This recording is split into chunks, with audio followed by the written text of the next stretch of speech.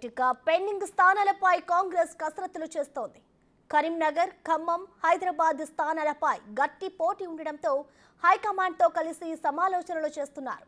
ఎవరికి ఎలాంటి ఇబ్బంది అది సమన్వయపరుస్తూ ముందుకెళ్తున్నారు. ఇదే క్రమంలో నిన్న కేసీ వేణుగోపాల్ హైదరాబాద్ వచ్చి కాంగ్రెస్ నేతలతో సమావేశమయ్యారు. నేడు అభ్యర్థులను దాదాపు ప్రకటించే అవకాశాలు కనిపిస్తున్నాయి. పెండింగ్ స్థానాలపై క్లారిటీ వచ్చే అవకాశం ఉంది.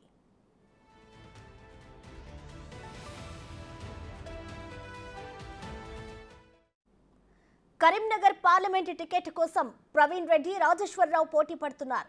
ఇప్పుడు తెరపైకి తీర్మార్ మల్లన్న పేరు కూడా వినిపిస్తోంది. ఖమ్మం సీటు తమకని మంత్రులు తుమ్మల, భట్టి, పొంగులేటి గట్టిగానే పోటీ పడుతున్నారు. మరోవైపు మాజీ మంత్రి మండవ వెంకటేశ్వరరావు సైతం పేరు వినిపిస్తోంది.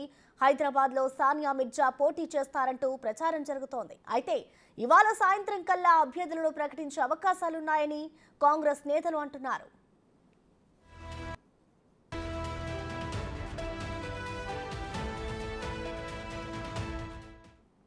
దీనికి సంబంధించిన కంప్లీట్ డీటెయిల్స్ మా ఇన్పుట్ ఎడిటర్ పవన్ లైవ్ ద్వారా అందిస్తారు. పవన్, చెప్పండి, ఈ పెండింగ్ స్థానాలు ఏదైతే ఉందో దీనికి సంబంధించి ఎప్పటి వరకు క్లారిటీ వస్తుంది అనుకోవచ్చు? అలాగే ఈ స్థానాలకు సంబంధించి కాంగ్రెస్ పార్టీ ఎలాంటి సమీకరణాలు రచిస్తోంది? పవన్, తెలంగాణలో మొత్తం 17 పార్లమెంట్ నియోజకవర్గాలకు గాను 14 నియోజకవర్గాలకు ఇప్పటికే కాంగ్రెస్ అభ్యర్థులను ప్రకటించింది. మూడు ప్రాంతాలలో 3 నియోజకవర్గాలలో కొంత ప్రతిష్టంభన ఏర్పడింది. అటు కరీంనగర్ నియోజకవర్గం, ఖమ్మం నియోజకవర్గం, ఇక్కడ హైదరాబాద్ పార్లమెంట్ నియోజకవర్గం. ఖమ్మం నియోజకవర్గానికి అక్కడ ఉన్న ఆ జిల్లాకు సంబంధించిన 3 మంత్రులు తమ వాళ్ళకే కావాలంటూ గట్టిగా పోటీ పడుతున్నారు. అటు తుమ్మల తన కుమారుడు యుగేందర్కి కావాలంటూ, పొంగులేటి శ్రీనివాసరెడ్డి తన సోదరుడు పొంగులేటి ప్రసాద్ రెడ్డికి ఇవ్వాలంటూ కోరుతున్నారు. ఇక బట్టి విక్రమార్క తన భార్య నందినికి ఇవ్వాలంటూ ఆయన కూడా గట్టిగా పట్టుబట్టారు. తెరపైకి అనేక పేర్లు వచ్చాయి. ఖమ్మం జిల్లా నుంచి పోటీ చేయించడానికి ఏఐసిసి అగ్రనేతలను పోటీ చేయించాలంటూ గతంలో తీర్మానాలు కూడా పిసిసి చేసింది. కానీ వీళ్ళు 3 పోటీ పడడంతో అక్కడ కొంత ప్రతిష్టంభన ఏర్పడింది.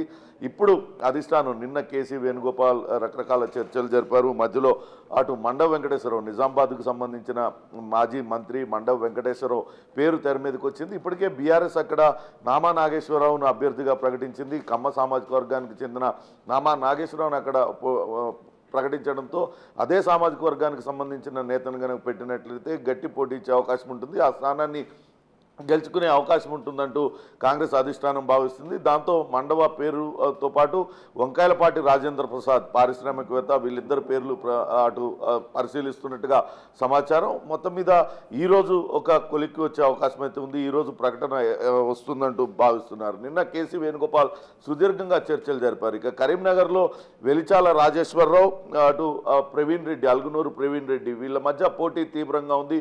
హుస్నాబాద్ శాసనసభ నియోజకవర్గం నుంచి ప్రవీణ్ రెడ్డి టికెట్ ఆశించారు. కానీ మంత్రి పొన్నం ప్రభాకర్ ఆ స్థానం నుంచి పోటీ చేయడంతో ప్రవీణ్ రెడ్డి త్యాగం చేయాల్సి వచ్చింది.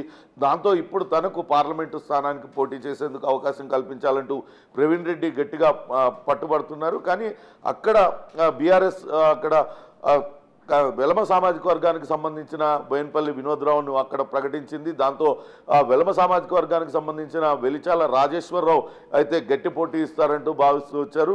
రాజేశ్వరరావు అటు ప్రవీణ్ రెడ్డి ఇద్దరి మధ్య గట్టి పోటీ నెలకొనింది. అయితే తెర మీదకి అనూహ్యంగా తీన్మార్ మల్లన్న పేరు కూడా వచ్చింది. అక్కడ కొంత బీసీ సామాజిక వర్గం ప్రభావంతం చూపిస్తుంది. కాబట్టి బీసీ సామాజిక వర్గానికి సంబంధించిన వ్యక్తిని కనుక పోటీలో దించినట్లయితే అక్కడ మంచి ఫలితాలు సాధించవచ్చు అంటూ కాంగ్రెస్ పార్టీ భావించింది. కానీ అటు చివరికి వెలిచాల రాజేశ్వరరావు వైపే మొగ్గు చూపుతున్నట్లుగా సమాచారం అందుతుంది. ఇక హైదరాబాద్ పార్లమెంటు నియోజకవర్గ స్థానానికి సంబంధించి ఆసక్తికర పరిణామాలు చోటు చేసుకుంటూనే అక్కడ అసదుద్దీన్ను ధీటుగా ఎదుర్కొనే అభ్యర్థిని ఇప్పటికే అటు బీజేపీ తాము రంగంలో దించామంటూ మాధవీలతను ప్రకటించాయి. అంతే స్థాయిలో గట్టి పోటీ ఇచ్చే అభ్యర్థిని రంగంలోకి దించాలంటూ కాంగ్రెస్ కూడా భావిస్తుంది.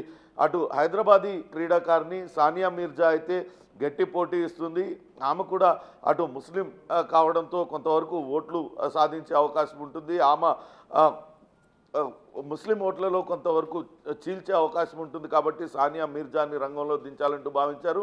కానీ తబస్సుమ్ అనే మరో మహిళ పేరు కూడా తెర మీదకి వచ్చింది. ఆమె న్యాయవాదిగా పనిచేస్తున్నారు, అనేక ఎన్జిఓలు రన్ చేస్తున్నారు. ఇప్పుడు కొత్తగా హైదరాబాద్ డీసీసీ అధ్యక్షుడు సమీయుల్లా పేరు తెర మీదకి వచ్చింది.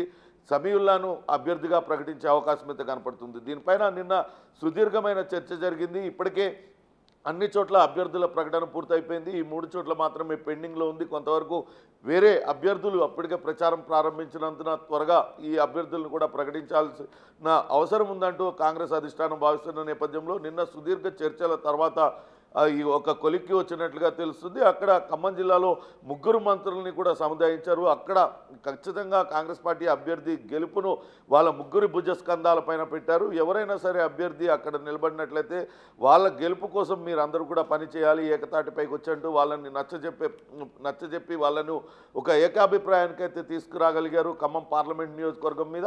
అక్కడ మండం వెంకటేశ్వరరావు లేకుంటే అటు వంకాయలపాటి రాజేంద్ర ప్రసాద్ వీళ్ళిద్దరిలో ఎవరో ఒకరిని అభ్యర్థిగా ప్రకటించాలని కాంగ్రెస్ అధిష్టానం నిర్ణయించినట్టుగా సమాచారం అందుతుంది. అట్లనే కరీంనగర్ నియోజకవర్గంలో వెలమ సామాజిక వర్గానికి సంబంధించిన అభ్యర్థి పోటీలో ఉన్నాడు. అక్కడ కొంతవరకు ఆ సామాజిక వర్గం బలమైన సామాజిక వర్గంగా ఉంది కాబట్టి వెలిచాల రాజేశ్వరరావును అక్కడ రంగంలో దించి ప్రవీణ్ రెడ్డికి నామినేటెడ్ పదవో మరొకటో ఆయనకు ఇచ్చే రకంగా ఒప్పందం జరిగిందనే వార్తలు వస్తూ ఉన్నాయి. ఇక హైదరాబాద్ నియోజకవర్గానికి అటు సమీవుల్లా హైదరాబాద్ డీసీసీ అధ్యక్షుడిగా ఉన్నాడు. ఆయన్నే అభ్యర్థిగా ప్రకటించే అవకాశం ఉంది. 24 గంటల లోపలే అభ్యర్థుల ప్రకటన వెలువడుతుందంటూ నిన్న సాయంత్రం మాజీ పార్లమెంటు సభ్యుడు మధు యాష్కి గౌడ్ చెప్పిన నేపథ్యంలో ఈరోజు ఈ ప్రకటన ఉంటుందని భావించాల్సి ఉంటుంది. ప్రసన్న.